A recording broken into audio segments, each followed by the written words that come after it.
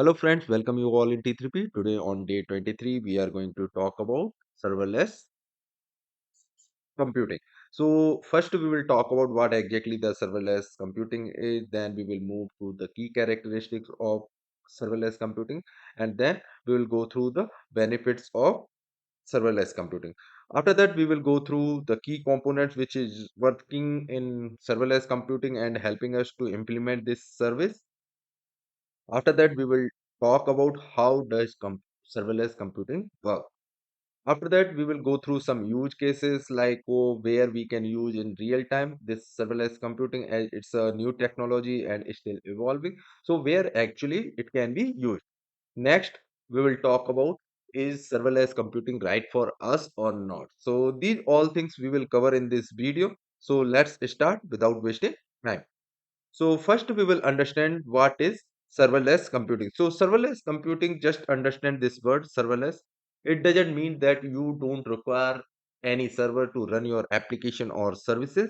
It means that you no need to manage or operate or monitor, or not even you need to pay for the servers when you are running the application. Then how it is possible? So in terms of cloud computing, serverless computing is a cloud computing execution model. So it's a execution model, okay, where the cloud provider manages all the servers and infrastructure which is required to run a code that is related to your application or the services. So they will manage anything. Who will manage here?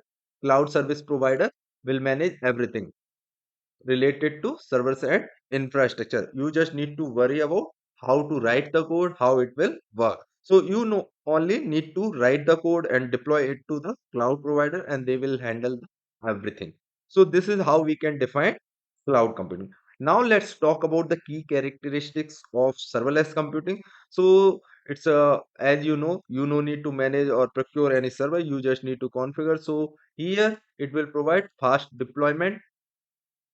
Okay, then we are having one more thing, that is you must be worried that we are not managing the server. Then who will take care of the scaling when we need it? So cloud service provider will manage everything related to automated scaling.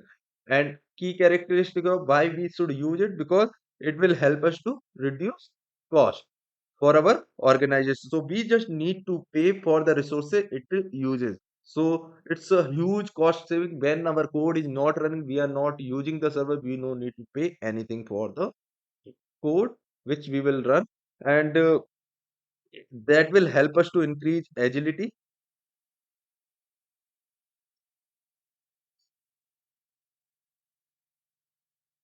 So faster deployments and upgrade without worrying about any infrastructure. So it help us to change anything if it is needed. Okay, so we no need to worry about anything in this case, like downtime and all, when we need to update in our traditional environment, right? Similarly, it will provide high availability as we are using the cloud platforms infrastructure, and that is already providing redundancy, so it's a highly available. So cloud provider will ensure that our infrastructure where our code is running always up and running and provide redundancy. Now let's talk about the benefits of cloud computing. So first benefit we already mentioned, that is it will reduce the cost, right? And it provide agility, scalability. So we just need to focus on development. So here we just need to focus on development part. No need to worry about maintenance. And then it simplifies the operation. So as we are not provisioning or configuring any servers, or we are not maintaining the servers, so operations is very easy when we are using serverless computing. So this is how we can define serverless computing in easy way. Now we will talk about key components of serverless computing. So if we talk about key component, there are three major key component. First component is FaaS, that is function as a service. Next is BaaS, that is backend as a service. Another is API gateway. So these are the three key components of serverless computing. When we talk about function as a service, it actually allow you to build and deploy code edge functions without managing servers. For example, we are having in different cloud provider. If we talk about AWS, we are having Lambda function. If you have heard it, if we talk about Google Cloud, then we are having Google Cloud function. In short, we can say GC function. If you are using Azure, then we are having Azure function. These are the name of the services in different cloud providers. Similarly, for OCI, we are having Oracle function.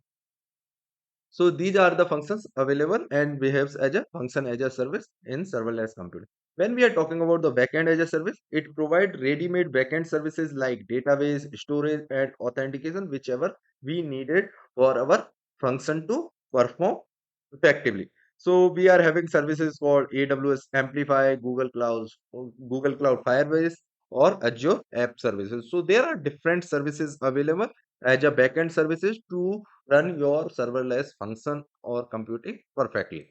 Now let's talk about the API gateway. This is the third and major component that manages the API calls to your serverless function. So what it do? It manages API calls. So these are the three core components of serverless computing. Now we will understand how actually serverless computing works. So in this case, what will happen? Our developer will develop the code. So your code will be uploaded to the cloud provider's platform in the form of function. So here we are having different function services from different cloud providers. So here we will upload our code. Then these function will be triggered by any event. So first is it will be uploaded to the cloud service provider. Then this function will be triggered by any event. What are these events are? These can be anything like HTTP request whenever you click on a web URL which is mentioned, or if there is any DB change there, or if you scheduled any event. These are the few examples where we can trigger this function. It's all depend on our configuration, how we want to trigger or execute that particular function. So when this event occurs, the cloud provider automatically provision resources to execute your code. So once your code is executed, the resources are released. So once our function is completed, the server which is provided by cloud service provider automatically released from the resources pool. So this is how serverless computing works. Now we will talk about where we can use this serverless function. Okay, so first use cases we can use it in microservices. We will learn these microservices in coming lectures. So it will help serverless computing helps in building and scaling individual services independently. So how microservices help us? It helps us to build and scale individual services independently. Next, we can use serverless functions for web applications. So backend for mobile and web applications. So we can use serverless function.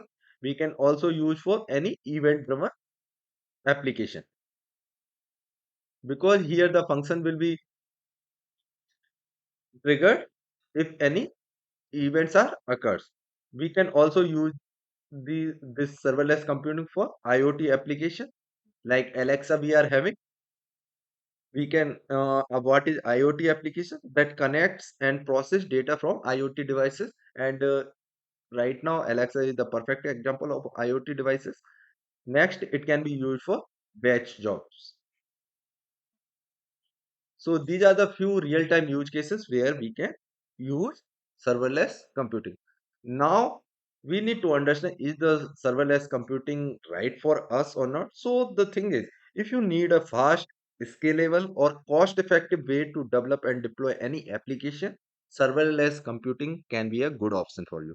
So however, we need to consider that there are some limitation as well for serverless computing, like vendor lock-in and debugging is always a challenges, right? Because it's not continuously running, so we can't debug very efficiently when we are using serverless computing. Also, there are few points we need to keep in mind that serverless computing is still a relatively new technology and it's constantly evolving. So there are many updates can come. So you need to be updated for this technology. And many cloud providers offer serverless services with different features and pricing models. So first, choosing any cloud provider, we need to explore features and also their cost structure.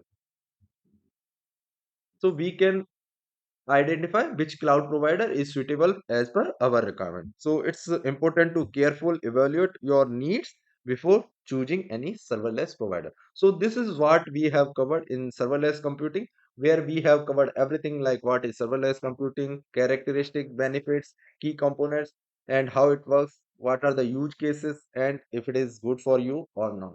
So now it's up to you. You can explore more and mention in the comment section how you find this video. Till then, keep learning, keep signing, and keep transforming.